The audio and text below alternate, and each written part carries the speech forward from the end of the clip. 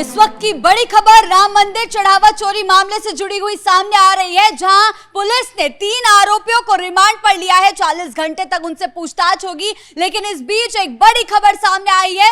आरोपियों की तरफ से यह कबूल किया गया है कि किस तरीके से रिश्तेदारों के जरिए चंदे के चोरी किए गए पैसों को सफेद किया जाता था। जी हां, और इस बीच ये खबर भी सामने आई है कि छापेमारी के दौरान रसोई घर से भी कुछ सामान, कुछ नकदी बरामद हुई है। तो क्या कुछ चल रहा है राम मंदिर चढ़ावा चोरी जुड़े मामले से रिलेटेड, और क्या कुछ नई अपडेट सामने आ रही है, किस तरह पुलिस एक्शन में है, एसआईटी एक्शन में है, छापेमारी जारी है, पूछताछ में क्या कुछ नए खुलासे हुए हैं, इसी पर ज्यादा जानकारी के लिए मेरे साथ जुड़ रहे हैं मेरे सहयोगी हर्ष भारद्वाज जी। सर, सबसे पहले बात करते हैं, रिश्तेदारों के जरिए पैसों को आखिर किस तरह वाइट किया जा रहा था, इस बात का बड़ा खुलासा हुआ है, तो आगे क्या कुछ सामने आ सकता है? देखिए, 40 घंटे की पूछताछ कही गई कि 40 घंटे लगातार पूछताछ होगी, जिसमें कई बड़े अहम खुलासे हो रहे हैं।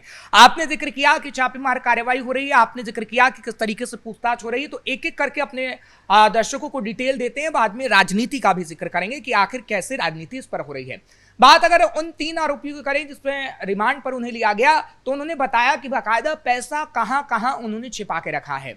और ये जानकारी मिल रही है कि कुछ आरोपियों के रसोई घर से पैसा निकला और तो और ओखली में कुछ पैसा बरामद हुआ है और वो पैसा छिपा कर रखा गया था। और इसकी संख्या हालांकि लाखों में बताई जाती है, लेकिन ये करोड़ों में भी हो सकती है। हालांकि ये सूत्रों के हवाले से जानकारी मिल रही है, लेकिन आगे आने वाले समय में जो छापा पड़ेगा उसमें कई और अहम जानकारियां, खुलासे कहीं ना कहीं इस मामले में होंगे।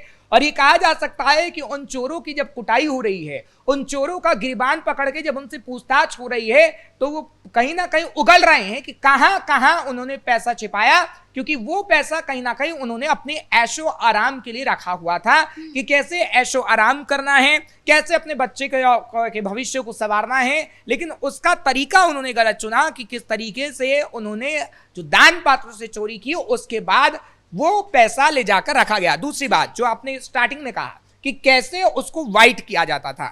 अब देखिए, अगर करोड़ों रुपया है, करोड़ों के बंडल कहीं ले जाएंगे तो कहीं ना कहीं शक होगा, और उस नंबर होता है नोटों पे, तो कहीं ना कहीं पता लगाने की कोशिश की जा सकती है कि भैया करोड़ों रुपए अचानक से इनके पास कहां आ गया। तो ये क्या करते थे कि सबसे पहले रिश्तेदारों को ब्याज पे देते थे, और अगर वो कहता था कि नहीं भैया हमें नहीं लेना है, तो कहते थे कि कोई बात नहीं, आप ब्याज मत दीजिए, आप पैसा रख लीजिए, आप ज्वेलरी बनवा लीजिएगा, बाद में आप हमें दे सकते हैं। ये बात कही जाती थी, और रिश्तेदार भी ज्वेलरी बनवाते थे। ये खबर सामने आई है क्योंकि ये कहा जा रहा है कि कुछ जानकारी ऐसी भी मिल रही है जिसमें सोने की ईंट के बारे में भी जानकारी है कि रिश्तेदारों के घर से सोने की ईंट भी बरामद की गई है। हालांकि इसकी आधिकारिक पुष्टि नहीं हुई है, सूत्रों के हवाले से खबर है, लेकिन इतना जरूर है कि रिश्तेदारों के घर सोने की ईंट तक मौजूद थी, जो ये आरोपी उनको पैसा देते थे और कहते थे कि आप ज्वेलरी बनाने का काम कर लीजिएगा। वो इसलिए सोना खरीदने आप किसी भी जाएंगे किसी। सर, आपने सोने की बात करी तो एक बड़ी खबर यह भी सामने आ रही है कि अनुकल्प जो हैं वो सोने को गलवाने का काम करते थे, और उसके बाद उसका पैसा जो है वो खुद ही अपने पास रख लिया जाता था। तो किस तरीके से ये हेराफेरी की जा रही थी? बिल्कुल, देखिए यही तो होता है ना कि किस तरीके से चीजों को वाइट करना। अगर राम मंदिर का सोना होगा, ज्वेलरी होगी, तो कहीं ना कहीं वो पता होती है, उसकी रसीद हुई होगी या फिर उसमें कुछ ऐसी मोहर होगी। तो क्या करा जाता था कि उस सोने को गला दिया जाता था ताकि पूरे सबूत मिट जाएं, और उसके बाद गलाकर नई ज्वेलरी बनाई दी जाती थी, और उसके बाद उसका पैसा ले लिया जाता था। और तो और जो संपत्तियां किस तरीके से खरीदी जाती थी वो भी वाइट करना ही हुआ। अगर आप संपत्ति खरीद रहे हैं तो ये थोड़ी है कि अगर आप 50 गज का प्लॉट खरीदेंगे या 200 गज का प्लॉट खरीदेंगे तो कोई प्रॉपर्टी डीलर आपसे मांगेगा कि हाँ भैया आप कहाँ से पैसा लाए हैं, क्योंकि अगर उसकी कीमत लाखों में है तो कहा गया होगा कि मेहनत से कमाया है, अब आप प्रॉपर्टी ले रहा है। लेकिन ये थोड़ी पता लगेगा कि हाँ उसकी ब्लैक मनी या फिर वो चोरी से लाया है। तो ये कहीं ना कहीं वाइट करने का जो खेल चल रहा था उसके बारे में अहम जानकारियां आज लगी हैं, जो बड़ा खुलासा सुबह सुबह हुआ है। दूसरी बात, क्योंकि देखिए जो रसीद का जिक्र हो रहा था कि किस तरीके से फर्जी रसीद काटी जाती थी, और उसमें बाकायदा राम मंदिर का चित्र भी, जैसे ओरिजिनल रसीद होती है ठीक वैसे ही फर्जी रसीद थी, और उस फर्जी रसीद के जरिए चंदा लिया जाता था, और चंदा ऐसा लिया जाता था कि उसका कोई अता पता ही नहीं होता था, और उस चंदे को अपने घर रख लिया जाता था। जबकि जो चंदा देने वाला होता था वो खुश होता था कि चलिए राम मंदिर में राम लला के चरणों में हमारा पैसा गया और उसकी रसीद तक हमें मिली है और हमारा पैसा मंदिर के अंदर सिक्योर है, और अगर पैसा लग भी रहा है तो भगवान के चरणों में या भगवान के कार्यस्थली में लग रहा है, जैसे भगवान को पोशाक पहनाना या फिर राम मंदिर का जो भी कार्य होता है उस पर लग रहा है। जनता खुश थी, उनमें संतोष था। लेकिन जैसे जैसे अब ये बातें सामने आ रही हैं तो कहीं ना कहीं जनता आग बबूला हो रही है। योगी प्रशासन पर उसे विश्वास तो है, लेकिन चोरों को फांसी देने तक की मांग कर रहे हैं, चोरों को उल्टा लटकाने तक की मांग कर रहे हैं, और तो और 8 और आरोपियों के अलावा भी जो आरोपी हैं उनको भी कड़ी सजा की मांग कहीं ना कहीं की जा रही है। सर, जिस तरीके से आरोपियों के खिलाफ शिकंजा कसा जा रहा है, इस बीच राजनीति भी काफी ज्यादा गर्माई हुई नजर आ रही है। कांग्रेस की तरफ से सद्बुद्धि यात्रा निकाली जा रही है, समाजवादी पार्टी की तरफ से लगातार सरकार को घेरा जा रहा है। तो आखिर किस रणनीति के तहत ये मकसद क्या है आखिर इतना ज्यादा इस मामले को उछालने का? क्योंकि राम मंदिर के लिए आपने इससे पहले तो कभी इतना बढ़ चढ़कर नहीं बोला है। तो इस बीच जो रणनीति अखिलेश यादव या कांग्रेस खेल रहे हैं, उसको क्या 2027 के चुनाव से जोड़कर देखा जा सकता है? तो देखिए 2027 नजदीक है और इस जो पूरा मुद्दा चल रहा है राम मंदिर का, उसे ठंडे बस्ते में डालना नहीं देना चाहती है। चाहे फिर कांग्रेस की बात करें या फिर समाजवादी पार्टी की बात करें, क्योंकि देखिए कांग्रेस ने सद्बुद्धि यात्रा निकाली, हालांकि कई और जगह आज भी यात्राएं निकल रही हैं, क्योंकि कल बारिश का मौसम था उत्तर प्रदेश में। आज कहीं कहीं बारिश का मौसम नहीं है, कहीं कहीं बारिश हो रही है। पूरे उत्तर प्रदेश सबसे बड़ा राज्य है और वहां पर अब यात्राएं निकल रही हैं जो कल यात्राएं नहीं निकल पाई थी। और समाजवादी पार्टी की तरफ से भी इस मुद्दे को जोर शोर से उठाया जा रहा है।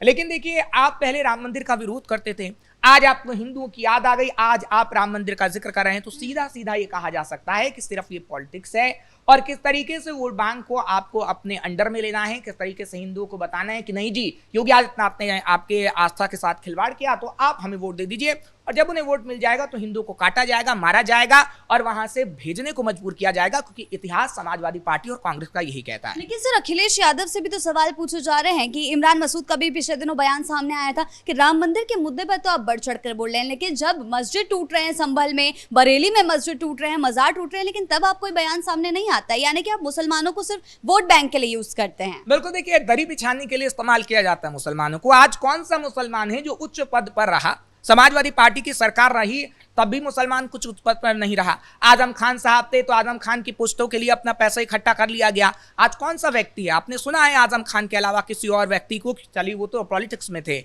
लेकिन कोई इंजीनियर, कोई डॉक्टर, क्या उनके लिए काम किया है? अखिलेश यादव सिर्फ धोखा देने का काम करते हैं। लेकिन हाँ, इतना जरूर कहा जा सकता है कि 2027 में अगर ये बड़ा मुद्दा बना रहे हैं तो इसकी काट कहीं ना कहीं बीजेपी ने खोज ली है और बीजेपी अब जनसंपर्क अभियान चला रही है और इसमें आरएसएस का भी सहयोग बीजेपी को मिलेगा। और जो डोर टू डोर कैंपेन चलेगा उसमें बताया जाएगा कि राम मंदिर चढ़ावा चोरी मामले में योगी आदित्यनाथ ने क्या क्या एक्शन लिए। जैसे एसआईटी का गठन किया, 8 आरोपियों को गिरफ्तार किया गया उन्हें, और तो और कैसे चंपत राय का इस्तीफा हुआ, अनिल मिश्रा का इस्तीफा हुआ, गोपाल राय का इस्तीफा हुआ। तो इतने जो तमाम व्यक्ति हैं उनका नाम लिखा जाएगा, क्योंकि एक पर्चा पंपलेट बनाया गया है। हालांकि वो अभी सामने नहीं आ पाया है, लेकिन ये कहा जा रहा है कि जनसंपर्क अभियान के जरिए ही कहीं ना कहीं ये बताने की कोशिश की जाएगी कि कैसे समाजवादी पार्टी और कांग्रेस से सिर्फ बेतुके और अनर्गल आरोप लगाते हैं। हाँ, इतना जरूर है कि जो समाजवादी पार्टी और कांग्रेस बीजेपी में खटपट की भी बात कर रही थी कि बीजेपी में बड़ा खटपट है और जानबूझकर इन ऐसे मुद्दे उठाए जा रहे हैं चाहे योगी आदित्यनाथ के खिलाफ हवा बने, उसको भी कहीं ना कहीं नितिन नबीन ने खारिज कर दिया। नितिन नबीन ने जो पिछले दिनों एक बैठक की, हालांकि वो देखा था कि किस तरीके से आम खाया जा रहा था, क्योंकि देखिए केशव प्रसाद मौर्य और योगी आदित्यनाथ एक जगह पर नहीं मौजूद रहते थे, उसको लेकर सवाल उठते थे। हालांकि उसको लेकर बीजेपी ये कहती थी कि अपने अपने कार्य में वो रहते हैं, इस वजह से इकट्ठे नहीं मिल पाते हैं। लेकिन उस जो तस्वीर हमने देखी केशव प्रसाद मौर्य की हो, ब्रजेश पाठक की हो या फिर योगी आदित्यनाथ की हो, तो वो ये बताता था कि बीजेपी योगी आदित्यनाथ को ही दोबारा ला रही है और जनता का आशीर्वाद रहा तो आगे आने वाले समय में योगी आदित्यनाथ एक बार फिर से सीएम बनेंगे। तो अखिलेश यादव और कांग्रेस की बात करें तो अखिलेश यादव और कांग्रेस सिर्फ हाथ पर हाथ धरे बैठे रह जाएंगे, क्योंकि देखिए अखिलेश यादव और कांग्रेस की अगर हम बात करें तो सिर्फ आपका मुद्दा चढ़ावा चोरी रहेगा तो आप जीत नहीं पाएंगे। आप जनता को बता नहीं पा रहे हैं कि आप हिंदुओं के लिए क्या करेंगे, आप जनता को बता नहीं पा रहे हैं कि आप मुसलमानों के लिए क्या करेंगे, क्योंकि मुसलमान तो अभी नाराज है। सर, मामले में पार्टियां जो है विपक्षी, वो लगातार राजनीति तो कर रही हैं, लेकिन इस बीच ट्रस्ट में भी बड़े बदलाव देखे गए हैं, बैंकिंग सिस्टम में बदलाव किया गया है। 3 लोगों के सिग्नेचर अब अनिवार्य होंगे जब आपको पर्ची देनी है, कुछ पैसों का लेन देन करना है, तो उनके सिग्नेचर जो है वो जरूरी होंगे। तो किस तरीके से बदलाव की स्थिति बनती दिख रही है? बिल्कुल, देखिए बदलाव की स्थिति बहुत जरूरी थी, बदलाव किया गया है, बदलाव किया जा रहा है और बदलाव किया जाएगा आगे आने वाले समय में। वो इसलिए ताकि लोगों के अंदर भरोसा कायम हो कि अगर रामलला वहां पर विराजमान हुए हैं और रामलला के चरणों में अगर कोई अपने आस्था के अनुसार पैसा चढ़ा रहा है तो उनका पैसा सही कामों में यूज हो, ये कहीं ना कहीं व्यक्ति चाहता है। और उसी व्यक्ति के अनुरूप कहीं ना कहीं ट्रस्ट में बदलाव किए जा रहे हैं। किस तरीके से? सबसे पहले जो काम होगा वो निगरानी का होगा कि कैसे निगरानी रखी जाए, क्योंकि देखिए सीसीटीवी कैमरे तो पहले भी लगे थे, लगे थे सीसीटीवी कैमरा, चाहे फिर वो मुख्य द्वार पर हो या फिर दान पात्र के ऊपर हो, फिर गबन कैसे हो गया? सवाल तो बड़ा है। निगरानी किस तरीके से सही की जाए उस पर काम करना होगा, और अगर ट्रस्ट ने ये काम कर लिया तो आगे आने वाले समय में ऐसी खबरें शायद ही हम अपने दर्शकों को बता रहे हों। जी, बहुत बहुत धन्यवाद आपका इन तमाम जानकारियों के लिए। तो कुल मिलाकर योगी पुलिस लगातार एक्शन मोड में है, आरोपियों से पूछताछ जारी है। इस बीच खबर ये सामने आई कि किस तरीके से रिश्तेदारों के जरिए चंदे के चोरी किए गए पैसों को सफेद किया जा रहा था। फर्जी रसीद का बड़ा खुलासा हुआ है, लेकिन साथ ही साथ योगी सरकार भी एक्शन मोड पे है। लगातार बदलाव की बात की जा रही है। वहीं ट्रस्ट को लेकर भी कई बदलाव सामने आए हैं कि आगे चलकर ताकि कोई भी आरोपी इस तरह की गतिविधि को अंजाम ना दे पाए। ब्रेकिंग न्यूज में फिलहाल मेरे साथ इतना ही। कैमरा पर्सन राजकुमार के साथ मैं शिवानी रतूड़ी, कैपिटल टीवी उत्तर प्रदेश।